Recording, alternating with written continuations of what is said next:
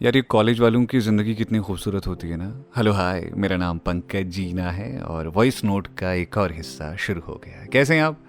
ज़िंदगी में सब ठीक ठाक है? कोई गम परेशानी? अरे भूल जाइए मेरी जान, क्योंकि वॉइस नोट का अगला हिस्सा शुरू हो गया है। आज इस वॉइस नोट में हम बात करने वाले हैं कॉलेज वालों से। मतलब मेरे ना दिल में हमेशा ये ख्याल आता है, काश मैं कॉलेज में वापस चले जाता, अपने दोस्तों के साथ कैंटीन में गाने गाता, हाय हाय माँ साहब की कैंटीन से समोसे खाता। उफ, क्या दिन थे यार वो। हम सुपरस्टार हुआ करते थे अपने कॉलेज के।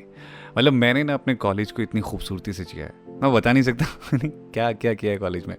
असाइनमेंट होते थे, मेरी कुछ लड़कियां दोस्त थी तो मैं हमेशा उनसे बनवाता था। ईमानदारी से बोल रहा हूँ कि मैंने कभी कोई असाइनमेंट नहीं लिखा। सॉरी अगर वो लड़कियां मुझे सुन रही हैं अभी तो माफ़ करना यार। मैंने मतलब बहुत रिक्वेस्ट की तुम लोगों से और तुमको पार्टी दे करके मैं अपने असाइनमेंट बनवा लेता था, और वो पार्टी के पैसे मेरा दोस्त हिमांशु दिया करता था। तो कुल मिला करके मेरा कोई योगदान नहीं हुआ करता था।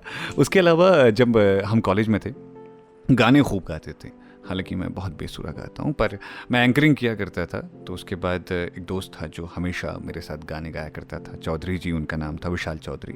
अब तो उनसे बात भी नहीं हो पाती, पता नहीं कहाँ है वो आजकल, फ़ोन नंबर भी नहीं मिलता। विशाल भाई अगर इस ऑडियो नोट को सुन रहे हो तो प्लीज़ मुझे फ़ोन करना, मुझे बहुत याद आती है भाई, तुम्हारी बहुत ज़्यादा याद आती है।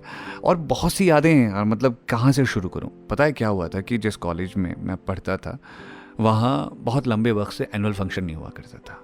तो मतलब जिससे मुझे प्रेम था और जिसको इस बात की खबर नहीं थी कि मुझे उससे प्रेम है, और पूरे कॉलेज को पता था कि मुझे उससे प्रेम है, उसने एक दिन मुझसे कहा कि सुनो मुखर, मैं चाह रही थी कि इस कॉलेज में एक एनुअल फंक्शन हो जाता तो बड़ा अच्छा रहता। मतलब मैं तो चली जाऊंगी ना, बस यादें लेकर के जाऊंगी। यकीन मानिए कि मतलब मैं लड़ गया था उस बात के लिए कि मुझे कॉलेज में एनुअल फंक्शन करवाना है। मैंने सारे कॉलेज वालों को इकट्ठा किया और कॉलेज पे एक बहुत बड़ा फंक्शन ऑर्गेनाइज करवा दिया। और आज भी याद किया जाता है कि अच्छा ऐसा एक फंक्शन हुआ करता था एक ज़माने में, आज भी वो फंक्शन चल रहा है लगातार। तो वो बहुत खूबसूरत वक्त था ज़िंदगी का, जब बहुत सी चीज़ें सीखी, दिल जुड़ा किसी से, दिल टूटा। तो मैंने सोचा कि यार अभी की जनरेशन जो है, मतलब ये जो नए बच्चे हैं कॉलेज में जाते हैं पढ़ते हैं, उन लोगों के क्या थॉट हैं, उन लोगों के क्या विचार हैं। तो ऐसी एक छुटकी है हमारी, तो इससे मैंने कहा कि बात करते हैं थोड़ा। तो इसका नाम निशा है। तो इसने मुझे कहा कि दादा मैं ना तो आपको थोड़ा बताऊंगी कि मेरे कॉलेज के क्या एक्सपीरियंस है। तो मैंने कहा चल आजा तू मेरे साथ ना ऑडियो नोट पे बात करना और बताना कि क्या तेरे एक्सपीरियंस। तो आप बात करना चाहोगे इससे? क्या इसकी ज़िंदगी है, कैसे ये जी रही है, वो सब कुछ बात करते हैं। अभी सुनाता हूँ आपको, ठीक है? ओके सो नए लोगों के साथ बातें करने में मुझे बहुत अच्छा लगता है। वो बच्चे जो ख़ास तौर पे पढ़ रहे होते हैं स्कूल में, मतलब माफ़ करना कॉलेज में तो कॉलेज में है ना अभी? हाँ, तो अभी थोड़ा माइक के पास आ जाए, क्योंकि माइक के पास आकर के बोलेगी तो तेरी आवाज़ थोड़ा शायद क्लियर आएगी। तो निशा मुझे बता कि तेरे कॉलेज में क्या ख़ास बात है। पहले तो अपने कॉलेज का नाम बता। मैं अभी MA IHC से कर रही हूँ, क्या कर रही है? मास्टर्स कर रही हूँ ancient Indian history culture and archaeology से। आराम से हिस्ट्री आराम से पढ़ाई जाती है, इतनी तेज थोड़ी भागते हुए जा रही। अच्छा, एक इसके साथ क्या दिक्कत हो रही कि ये पहली बार स्टूडियो में आई है तो थोड़ा नर्वस हो रही है, ऐसा हो रहा है? सही बात है? थोड़ा सा ऐसे घबराहट हो रही है ना अंदर से, ऐसा लग रहा होगा कि अरे यार अब क्या पूछ लेते हैं दादा, हैं? हो रहा है। ऐसे कुछ आवाज़ नहीं निकल रही अंदर से? तो अभी इतनी टेंशन मत ले, आराम से तू बोल, कोई दिक्कत मत ले, ये सब कुछ नॉर्मल है, ठीक है? अब बता फिर, तो तू हिस्ट्री के बारे में पढ़ रही है? बेसिकली मैं एंशिएंट हिस्ट्री पढ़ रही हूँ। एंशिएंट बोले तो पुरातत्व? पुरातत्व या फिर बहुत अपने इंडिया का अर्ली हिस्ट्री, अपने भारत की अर्ली अपने हिस्ट्री। भारत। तो इसमें सिर्फ भारत के बारे में पढ़ते हैं या फिर किसी और चीज़ के बारे में भी? नहीं, सिर्फ भारत। हिंदुस्तान के बारे में। तो यार मुझे बता पहले तो कॉलेज का माहौल कैसा है, कैसे तेरे कॉलेज में दोस्त हैं, तेरे कितने दोस्त हैं ये बता। मेरे काफ़ी दोस्त हैं। अभी तो जैसे ये फर्स्ट सेमेस्टर है, इस बार मैंने और काफ़ी सारे नए दोस्त भी बनाए हैं जो बहुत अच्छे हैं। तो अपनी सहेलियों के नाम लेना चाहेगी? बिल्कुल ले सकती हूँ। रानी है, अमीशा है, शिवानी है, ओहो, खुशबू है, कुछ पुराने दोस्त हैं जो अभी भी हमारे साथ क्या हॉस्टल बात में है। मतलब रह रहे हर जगह इस नाम के दोस्त पाए जाते हैं। हमारे भी ऐसे ही कुछ दोस्त थे, वो लड़कों के नाम थे, ऐसे रानी वानी नहीं थे उनके नाम, मतलब राजा था और शुभम था, ऐसे था। तो अब वो तो ज़माना हमारा बदल गया। तो दोस्तों के साथ सबसे ज़्यादा चिलिंग मोड कहाँ होता है, पार्टी कहाँ करते हैं, वो बताना। हैं। लाइब्रेरी में। लाइब्रेरी में कौन पार्टी करता है जी? ऐसे ऐसे कौन पार्टी करता है जी? हम करते हैं। क्या बात कर रही हो? सही। तो लाइब्रेरी में मतलब कैसे पार्टी? मैं समझा नहीं, वह तो अलाउ नहीं होता, बोलना अलाउ नहीं, तो पार्टी कैसे होती है? हम सबसे पहले जाते हैं लाइब्रेरी, 10 बजे बैठते हैं लाइब्रेरी में। अब बातें होती है, 1 घंटे पढ़ाई होती है, फिर बात होती है अरे यार थोड़ी थोड़ी भूख लग रही है, अच्छा चलो चलते हैं कहीं, ईटी पे चले क्या, कोल्ड कॉफी पिए क्या। ये लाइब्रेरी में होती है बातें, ये सब लाइब्रेरी में बातें डिस्कशन हो रहा है कि इस पे चलो कोल्ड कॉफी पियेंगे, ऐसे ख्वाब बनाए जा रहे हैं। बिल्कुल क्या बात है यार, ख्वाब सजाते सजाते फिर वो क्या मुकम्मल होते हैं या फिर ऐसे ही ख्वाब रह जाते हैं? नहीं, फिर होता है कि वो अंत में हमारा होता है अरे यार बाहर बहुत धूप है, तेज गर्मी है, तो तेज गर्मी में ही तो कोल्ड कॉफी पी जाती है, लेकिन उतनी दूर जाए कौन। अच्छा हाँ ये बात भी है। तो फिर क्या होता है, फिर प्लान वहां पर कैंसिल हो जाता है और पूरी पार्टी लाइब्रेरी में धरी की धरी रह जाती है। ये वही होता है कि हमने अच्छा खासा प्लान कर लिया बट अंत में जाना ही नहीं है। ये सीधी सी बात ये है कि मुंगेरी लाल के सपने देखे आपने, मुंगेरी लाल के सपने बनते हैं। एक बार की बात है, एक मुंगेरी लाल था, तो वो ना मतलब मुंगेरी लाल, तेनालीराम, सभी के बारे में ये कहानी चलती है। तो मुंगेरी लाल जो था, तेनालीराम के बारे में चलती है, मुंगेरी लाल के बारे में चलती है, सॉरी माफ़ी। हाँ, तो मुंगेरी लाल जा रहे थे एक आदमी का घड़ा लेकर के, घी का घड़ा लेकर के। तो वो तय हुआ था कि 5 रुपये देंगे इसके। तो 5 रुपये उस टाइम पे बहुत ज़्यादा मायने रखते थे। उसने सोचा यार 5 रुपये का क्या करूँगा मैं। उसने कहा 5 रुपये के मैं मुर्गी के 2 बच्चे ले लूँगा, तो उसके बाद वो थोड़े बड़े होंगे, अंडे देंगे, तो उससे बहुत से मुर्गी के बच्चे हो जाएंगे। ऐसे करके मैं बड़ा सा एक मतलब मुर्गियों का फार्म हाउस खोल लूँगा। फिर मेरे पास इतना जो मुर्गियाँ अंडा देंगी उससे पैसा आना शुरू हो जाएगा। फिर मेरे पास बहुत पैसे हो जाएंगे। फिर मेरे पास पैसे हो जाएंगे तो मैं शादी कर लूँगा, मेरे बहुत प्यारे प्यारे बच्चे होंगे। बच्चे होंगे तो वो लड़ेंगे और लड़ करके जो मेरे पास आएंगे मैं कहूँगा शट अप, और शट अप कहते ही उसको ठोकर लगती है और उसके सर से वो मटका गिर जाता है, उसके सारे ख्वाब टूट जाते हैं। तो ऐसा ही कुछ ख्वाब तुम्हारा भी ऐसा सच है? हाँ बिल्कुल। बताओ यार, अब इससे क्या कहा जाए। तो यार ये बता कि मतलब कॉलेज का माहौल अभी कैसा है। मतलब जैसे हमारी दौर पे तो ना मोबाइल फ़ोन इतने ज़्यादा चलते नहीं थे और हम लोग ऑनलाइन भी नहीं पढ़ते थे। तुम लोग बहुत ऑनलाइन पढ़ते हो चीज़ों को। हमने पिछले 2 साल ऑनलाइन पढ़ा है। उस वजह से काफ़ी टाइम ऐसा हुआ है कि एक बच्चा सो गया है, उसकी माइक ऑन हो गई है और उसके खराटे की आवाज़ हमें सुनाई दे रही है और हम लोग सब लोग चिल्ला रहे हैं प्लीज़ म्यूट योर सेल्फ, अरे यार प्लीज म्यूट योर सेल्फ। उस बंदे को पता ही नहीं है। बहुत ही बढ़िया, बहुत ही बढ़िया। ये ऑनलाइन क्लास के फायदे जो कहते हैं ना लोग, उन लोगों के लिए बात है कि ऑनलाइन क्लास में माइक ऑन रह गया, उसके खर्राटों के। यार ये किस तरह की प्रकृति के लोग हैं, मतलब जो ऑनलाइन सो जाते हैं। अच्छा ये भी बढ़िया, ऑनलाइन नींद, आज ही आइए हमारे पास, हम ऑनलाइन सुला देते हैं। तो फिर क्या हुआ था? और कुछ और काफी होता है कि टीचर्स हमारे बोरिंग लग रहा है यार, कुछ मन नहीं लग रहा है, क्लासेस चल रही हैं। टीचर्स कहते हैं बोरिंग लग रहा है या फिर तुम बच्चे कहते हो? हम कहते हैं कि यार ये क्लास बोरिंग है। कौन सी, ऑफलाइन या ऑनलाइन? ऑनलाइन वाले में कह सकते हैं ना। हाँ। अब ये क्लास बोरिंग है, क्लास चल रही है, हम लोग पार्टी कर रहे हैं, हम लोग मैगी बना रहे हैं, हम लोग मैगी खा रहे हैं, हम लोग कोल्ड कॉफी पीने चले जाते हैं। बताइए अभी ये मतलब क्या, ये हॉस्टल के अंदर रह करके ऑनलाइन क्लासेस, ये कितना अच्छा है ना। हॉस्टल भी ले लिया, उसके बाद वहाँ अंदर जा करके ऑनलाइन क्लासेस।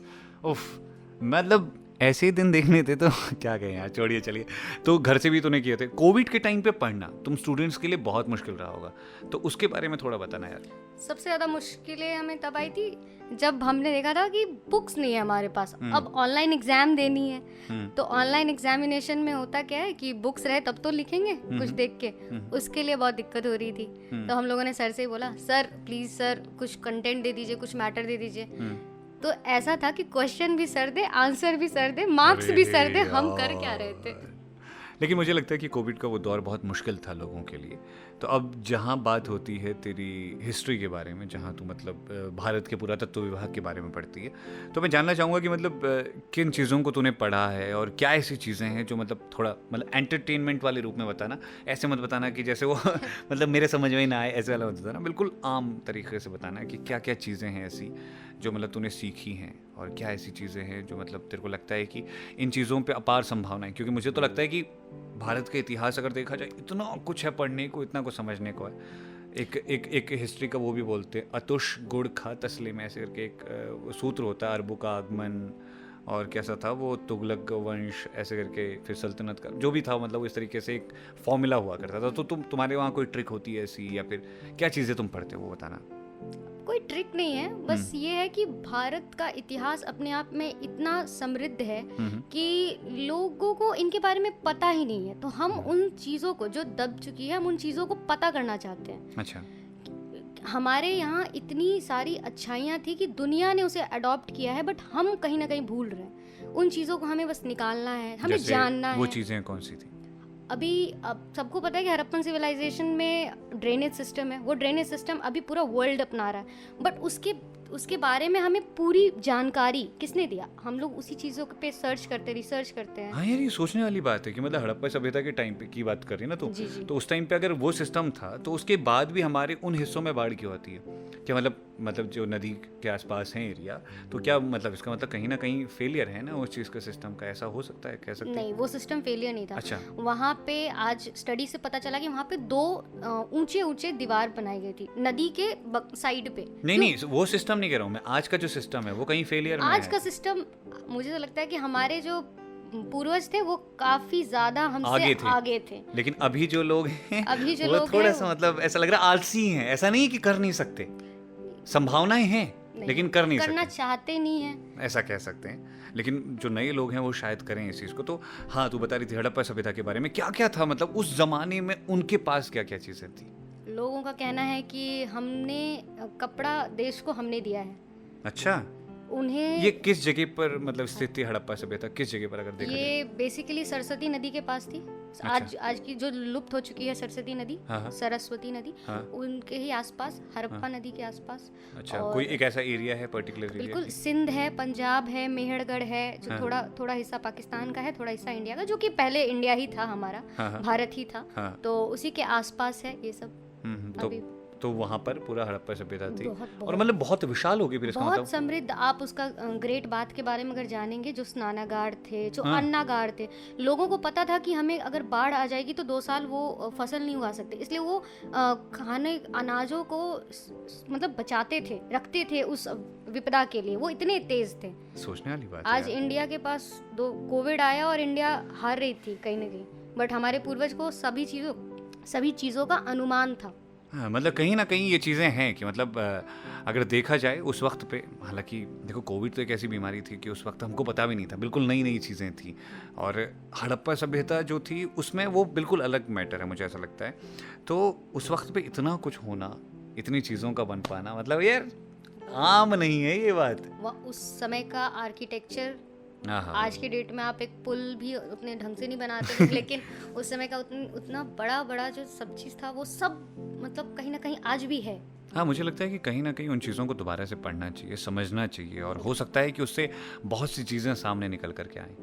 तो तुझे कभी ऐसा मौका मिला किसी ख़ास फील्ड में चेक करने का, रिसर्च करने का, सॉरी नॉट सर्च, रिसर्च? अभी मेरे एक दोस्त ने रिसर्च किया है। एक गांव से हमें एक मूर्ति मिली है, तो हम लोग उस मूर्ति की डेटिंग, वो किस राजा ने बनाया होगा या बनवाया होगा, किस देवी की वो मूर्ति है, कौन से उसमें डिज़ाइंस यूज़ किए हैं, वो किस काल का है, वो सारी चीज़ों पे रिसर्च हम लोग अभी थोड़ा बहुत कर रहे हैं। मुझे एक चीज़ समझ में नहीं आ रही, ये आप कैसे पता लगा लेते हैं? वो क्या होता है, कार्बन कुछ होता है उससे उम्र का पता लगाया जाता है, कैसे? मतलब यार ऐसा कैसे पॉसिबल है? कार्बन डेटिंग वहाँ काम करती है जब उस सामान में कार्बन की मॉलिक्यूल्स मौजूद हो, बट सैंडस्टोन, पत्थर, इन सबों में कार्बन नहीं होता। अच्छा। तो इन सबों की डेटिंग को प्राप्त करना और मुश्किल है। वो कैसे पता करते हो? वो हम लोग पता करते हैं जैसे उसके डिजाइन्स को पढ़ के कि उसका डिजाइन किससे मैच कर रहा है, तो उस वक्त में तो ऐसा भी तो हो सकता है कि वो डिजाइन बहुत बाद में बना हो। नहीं, मतलब हम लोग उसकी एक एक छोटी छोटी बारीकियों पे ध्यान देते हैं। मुद्रा, तो मतलब अभी क्या कोई एक ऐसी चीज बनी है जिससे पता चल सके कि ये इतना पुराना होता है और ये पता चल सके, ऐसा कुछ? नहीं, उसके लिए हमें बस बुक्स को पढ़ना होता है। मतलब अनुमान पर ही चल रहा है सारा मामला? अनुमान और थोड़ा मतलब हम लोग जो सर्च करते हैं, जो हम लोग खोजते हैं, दोबारा से रिसर्च करते हैं यार। मतलब बहुत कुछ जानने और सीखने को मिल रहा है आज। मतलब मेरे को ऐसा लग रहा है मैं वापस से स्कूल कॉलेज में पहुंच चुका हूं अपने, और हिस्ट्री की किसी क्लास में बैठा हुआ हूं। तो बच्चे ये बताओ तुम्हारा एक्सपीरियंस कैसा रहा अभी जब तुमने मुझसे बातें की और आज वॉइस नोट पे मौका मिला तुम्हें बात करने का? तो अपना एक्सपीरियंस बताओ पहले। बहुत अच्छा। बहुत अच्छा। और कुछ, या फिर बस इतने में ख़त्म? नहीं, बातें करना मुझे भी पसंद है, तो और आपसे बातें करना तो और भी पसंद है, तो मुझे बहुत अच्छा लगा। बहुत ही बढ़िया। तो ऑडियो नोट सुनती है तो कभी ऐसा होता है, कभी मौका लगता है? हाँ, रात को सुन लेती हूँ। क्या बात है, चलो बहुत बढ़िया। तो शुक्रिया, बहुत बहुत धन्यवाद, आप शो पे आई, एंड शुक्रिया। तो होती है ना कुछ चीज़ें बहुत खूबसूरत, तो मुझे उम्मीद है कि आपको ये बातचीत बहुत पसंद आई होगी। तो अगर पसंद आई है तो मैं चाहूँगा कि आप इसे अपने अपनों के साथ शेयर करें। मुस्कुराते रहें, खुश रहें, और ढेर सारी मोहब्बत तुम्हें, ऐसे ही खुश रहो। चलिए बाय, टेक केयर, अपना ख्याल रखना, ठीक है, लव यू सो मच।